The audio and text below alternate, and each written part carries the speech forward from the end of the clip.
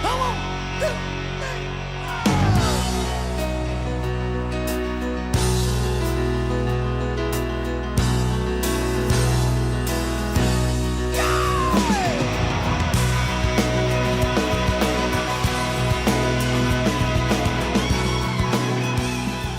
Well, good morning. Welcome back to the Broadcast Retirement Network. I'm Jeff Snyder. This is BRN Weekly for Saturday, July 2nd, 2022. It's been another great week of shows with great contributors and great topics. We kicked off the week with a look at the 4 phases of retirement. Let's take a look. Most of the emphasis on retirement planning revolves around investments and estate plans and insurance considerations. And what's overlooked is the fact that there are significant psychological changes and challenges that come with retirement. And frankly, nobody has thought about that very much. More specifically, it applies to people who are beginning to think about retirement. And what I've tried to do in my TED Talk and in my book is to give those people kind of a heads up as to what they can expect. And then for those folks who are retired, and of course there are 10,000 North Americans retiring every day today and every day for the next 10 to 15 years. This is a retirement tsunami. And again, most of those folks may have put a lot of time and effort into the financial side, but they're in many cases just sideswiped by the psychological changes and challenges that nobody, frankly, expects. In that first phase, which I call the vacation phase, you expect it to be like most people see as an ideal retirement. It's no set routine. You've been governed by a routine forever, it seems. Now you've got no routine. You can get up when you want, go to bed when you want. It often involves checking things off the bucket list that you didn't have time or the resources perhaps to deal with during your working career.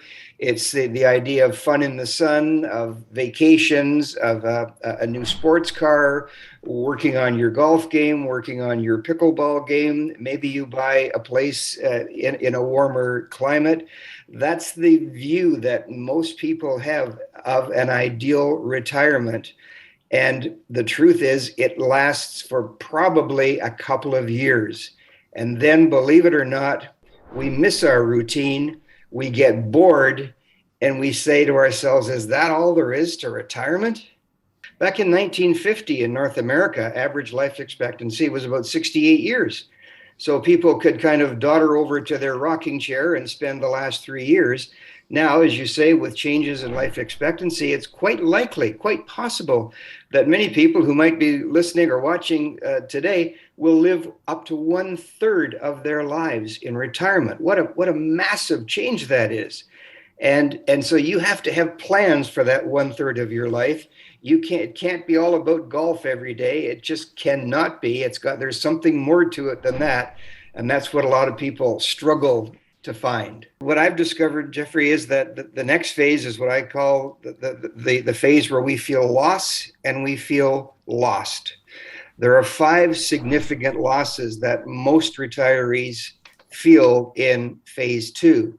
There's a loss of routine, which for a while that was okay, but there's something in our genes, I think, that forces us, that makes us need a routine of some sort. So when we miss that routine, we kind of feel at loose ends. We lose our identity because many people identify with their jobs. And even after they retire, they refer to themselves as what they used to be, whether it was a teacher, a lawyer, doctor, accountant, doesn't matter. But we often carry that identity with us. And when it's gone, that's a significant loss. The third loss is that we suffer the loss of many of the relationships that we had developed during our working career. And while we may retain a few of those, it tends to be a pretty significant loss. The fourth loss is that many of us lose a sense of purpose because, again, in many cases, we get a sense of purpose from our jobs. And when it's gone, whether through our choice or worse still through somebody else's choice, there's a significant void there. And fifth, many people acquire over a working career some sort of a sense of power, perhaps, whether it be over personnel or a budget. And all of a sudden, that's gone too. And so we can go from something that we thought was, we were pretty good and pretty significant, and all of a sudden we're just kind of another guy or a gal on the street.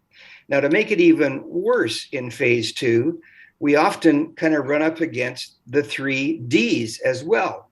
The Mayo Clinic reported that there is a 40% likelihood that people will exhibit some aspects of clinical depression during retirement. There is also a spike in divorce rates during this period of our lives. I don't know whether it's directly connected with retirement or whether it's an age kind of thing. And then, of course, there's the physical and mental decline that we begin to see as well. So phase two, with all of these things coming at us, we didn't see them coming. We didn't anticipate these losses. We lose them all at once, and it can feel like we've been kind of hit by a bus. And it is very traumatic for many, many, many people. We've all been focused on the kind of measurable sorts of things. Both, I think, American society and Canadian society, we kind of focus on things that are measurable. We like that kind of thing. And it's only, I think, really in the last couple of years that with the pandemic, as you noted, there's been a much greater recognition of the fact that there are these psychological changes, challenges that we're facing. And I think it's kind of given new life to the application of those challenges as part of retirement as well.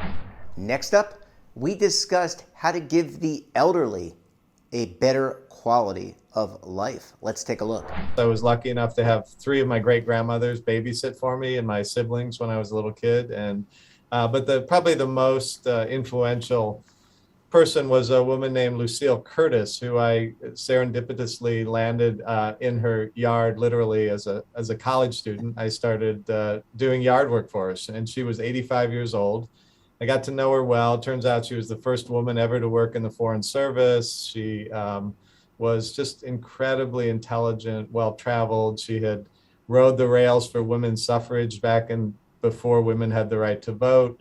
And she really pushed me to kind of go to school and, go on to med school and to learn a foreign language and all these great things. But unfortunately, I watched her decline over the years between 85 and 89, functionally, cognitively. And that really influenced me to think about, how I could make a difference in my medical career to help people maintain their health and fitness and brain function as they age. So I think just that got me into the field. So our approach is really to look at the underlying aging biology. We know that many of these conditions evolve as people age, and there are all sorts of joint and muscle and tissue-specific changes that are happening. For the longest time, we haven't been able to pinpoint them to basic aging biological changes, and I think our work and the work of many other groups around the country are sort of crystallizing around this concept of deep biologic understanding and targeting specific biologic changes that will slow the progression towards things like you're talking about, pain that develops from joint changes, senescent cells in joints, or things like that. So again, our approach is to tackle the underlying etiologies of these issues, not just to kind of treat them at the end stage, but to really get in and slow that aging process. That phase of life that usually happens after retirement, sort of somewhere in the 70s, usually people start having functional and cognitive decline. And that's the phase, we call it the health span. We want to increase the health span where people are functional, cognitively intact, able to do lots of things, not spend all their time in medical clinics and hospitals. We want to push that out as far as possible in life. So instead of becoming disabled at 75 or 78, we'd love to be able to push that out to 85 or 88, shortly before people die. As part of that, probably there will be a little bit of longevity gain. People will live a bit longer and healthier. So that would be a side effect of what we're trying to do. But really, we're trying to move the health span. Aging itself, those basic fundamental processes have not have not changed. They're kind of built into the wiring of how organisms are made, right? They're happening. There are things that we can do to either accelerate them or slow them down. So I think, physical exercise, healthy diets, good social interactions, all are things that we know improve that underlying biology and help people live longer, healthier lives. There are lots of environmental things like social isolation, smoking, lack of exercise, poor diet, obesity, that can really accelerate all of those aging related biological changes. So I think some of the things are in our control. And so in answer to your question, aging itself hasn't changed, but those variables and how they impact aging, I think we have a much better understanding of those and can intervene on some of that now. Well, we're halfway through. When we come back, the other half of our best segments for the week. You're going to want to stay tuned right here on BRN Weekly. But if you're tired of the same. Imagine a new television network that will make you richer, healthier, and in control of your financial future.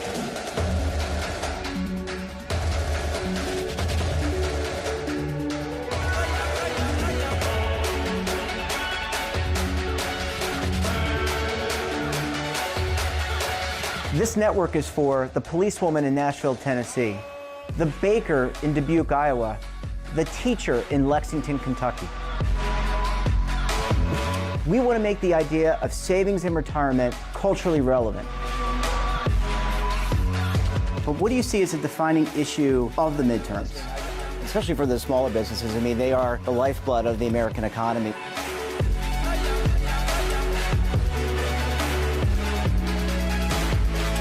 Featuring exclusive interviews, current affairs, and docuseries.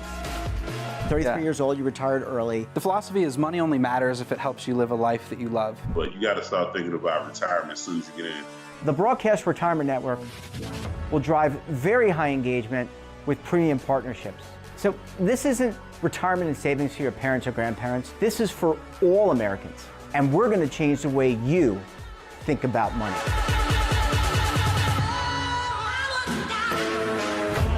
Welcome to the next frontier of retirement and savings.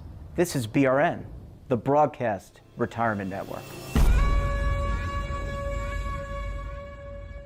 Are you stuck with a low credit score? A credit report and score that's causing you to be denied credit or pay higher interest rates than others for the same things? Then do what Terrence did and call Credit Repaired for your free credit evaluation to help restore your credit. I started thinking about buying a new house, and my score wasn't where I needed it to be. I called and spoke with one of the representatives, and we just had a good conversation, and I liked what he was saying.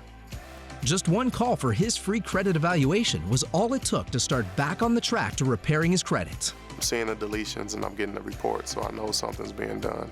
It does make a difference to me. All it takes is one call to get started. Credit Repair has given me a second chance to have a better credit score. Don't let a low credit score hold you back another day. Do what Terrence did and make the call for your free credit evaluation. Call 800-819-4152. That's 800-819-4152. Again, 800-819-4152. Welcome back.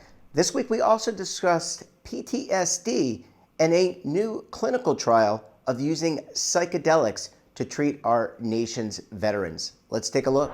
But about 15% of veterans who have served currently have PTSD, and about 30% have had it at some point in their lives. PTSD, and in fact, all mental conditions, really are a family affair. They profoundly affect anybody who has to live with somebody who has a mental health problem or who's suffering from it. And it's very interesting because a lot of people who suffer from mental health symptoms, and particularly PTSD, they don't want to burden their families. And so they kind of don't talk about what's going on with them, thinking that they're sparing their family.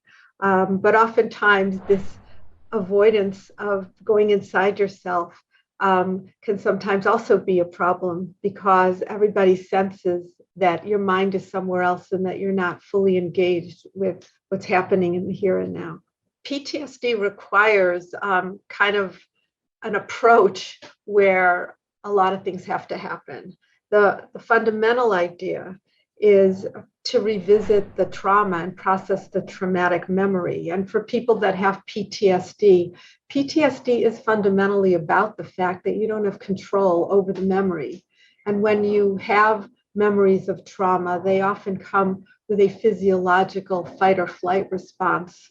And just a rush of feelings brings back the shame and the guilt and the helplessness that was experienced at the time of the trauma. So going back and kind of revisiting what happened and maybe getting a different narrative arc to the story, such as that you're not responsible for what happened or you did the best that you could. People really sit with a lot of guilt over a lot of aspects of what happened in the military is very important. But sometimes the symptoms also can be aided with medicine. People are not sleeping well, or if they're very hyper alert, oftentimes a doctor will prescribe an antidepressant medicine.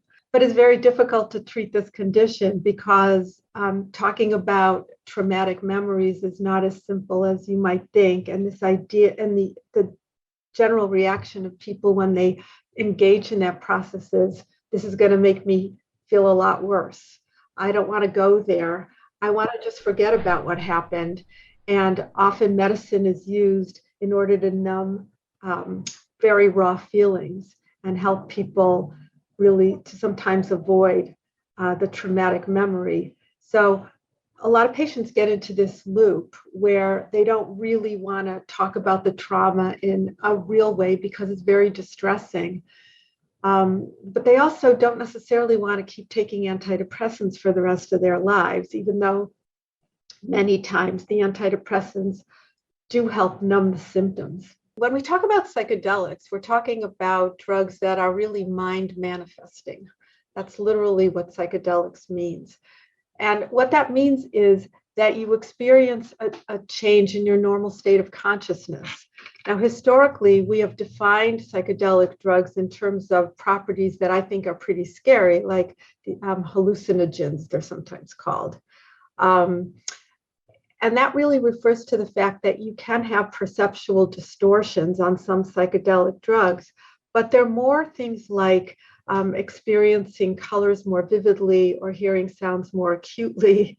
The difference between having a hallucination in a mental health context and experiencing a kind of sensory difference on a psychedelic is that you're totally aware.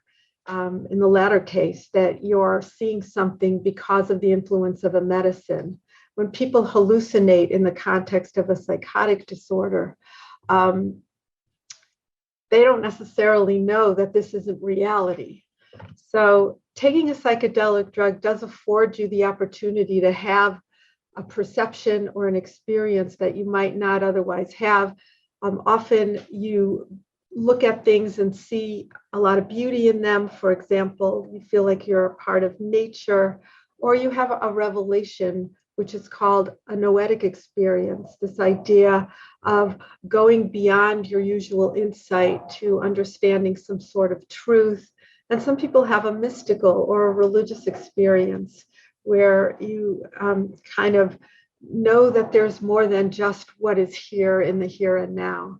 So these are some of the properties that psychedelic drugs can have, but psychedelic drugs really vary quite considerably from each other.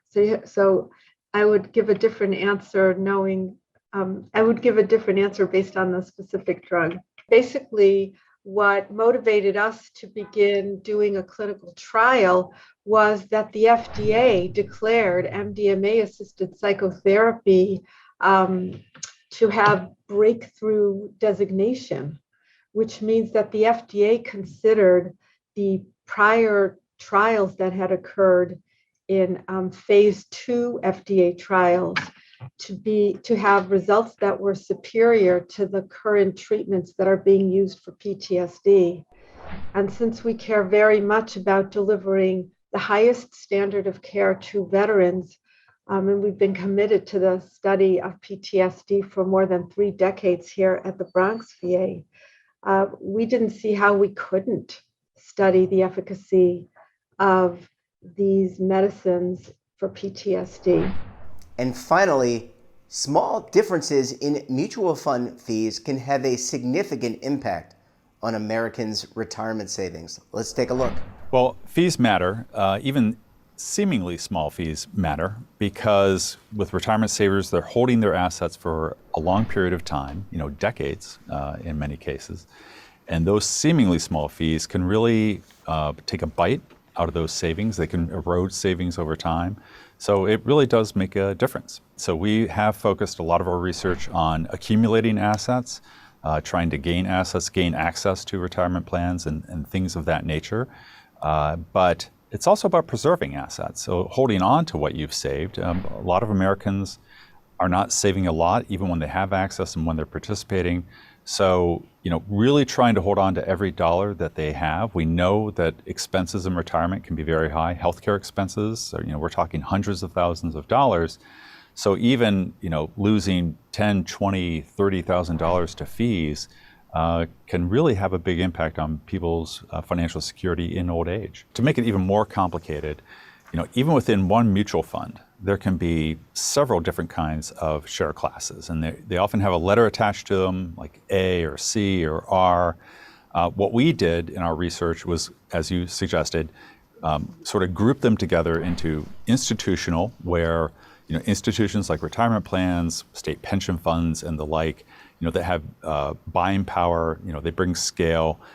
They can purchase at the institutional level or the institutional share class level and get lower fees because they're bringing scale.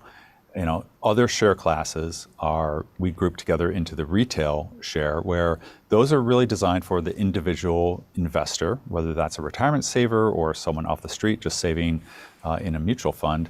They typically will pay higher fees because it is a retail environment. The fund families are marketing these funds. Sometimes they're offering more services to individual investors, and they have a lower minimum. So, there's a bit of a trade-off there. You're gonna pay higher individual, but because if you're a retirement plan, you'll have the ability to negotiate lower fees. I think that makes sense. And so that is our basic comparison: is that institutional share class in a mutual fund versus a retail share class, all within the same mutual fund. A plan fiduciary can employ consultants to help them select the investments in a retirement plan. We have a 401k committee here at Pew, and we employ outside experts to help us select the mutual funds and review the mutual funds and other investments within our 401k plan. That's very common if you're a plan fiduciary. We have found in our own research that the individual participant isn't often aware that there's a fee disclosure. Even if they read the fee disclosure, large number of them don't understand it. It's not written for the typical lay person to understand what the impact of fees might be on their retirement savings. So there is a bit of an asymmetry in terms of the information from the investment company and the individual investor. I would even say that even for very small plan sponsors, the small business owners, even they find it difficult to understand the fee disclosures, even when they have access to some experts helping them. So it is a bit of an information problem. In the brief that we published on this, we looked at the median differences. So what's the median institutional fee? What's the median retail fee for those three classes of mutual funds? And we disaggregated it even further. We looked at different kinds of mutual funds, like domestic equities, international equities, different kinds of bond funds. But to make it easy to understand, we sort of made these large groupings of equities, fixed income, and hybrid funds. And when we look at the differences between institutional and retail fees, you're looking at, for equities, it's 34 basis points higher for the retail shares in the equities. It's 19 basis points higher when you're looking at the hybrid funds, and it's 31 basis points higher when you're looking at the fixed income funds. So, seemingly small difference, but a significant difference nonetheless.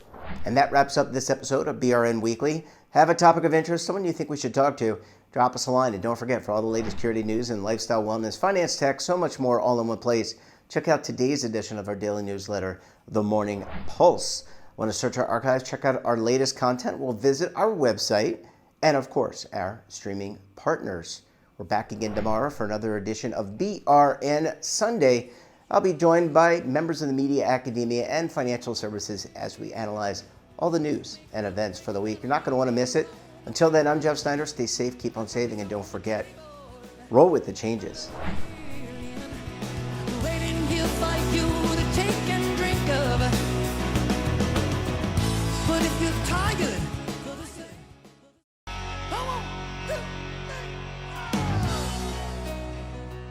Now is your opportunity to co-create content around any topic on the First Lifestyle and Wellness Network. Reach a global audience through our platform and co-own exclusive branded content.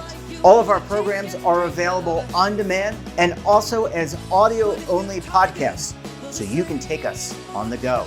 Broadcast Retirement Network, available anytime, anywhere, and on any device. Are you being audited and do you owe the IRS $10,000 or more in back taxes? Is the IRS threatening to take more of your money? Don't fight the IRS alone. The Tax Doctor is here to help you negotiate your tax bill and reduce your stress. The IRS can freeze your assets and seize your bank accounts, but you can stop these IRS actions. The Tax Doctor will work with you using our years of experience to represent your case to help you get the best resolution under the IRS guidelines. Help is here to deal with the IRS to reduce your stress. We've handled thousands of cases, so we know what we're doing. If you owe $10,000 or more in back taxes, do not call the IRS alone. Call a Tax Doctor now for a tax emergency analysis. Call 800-224-6439.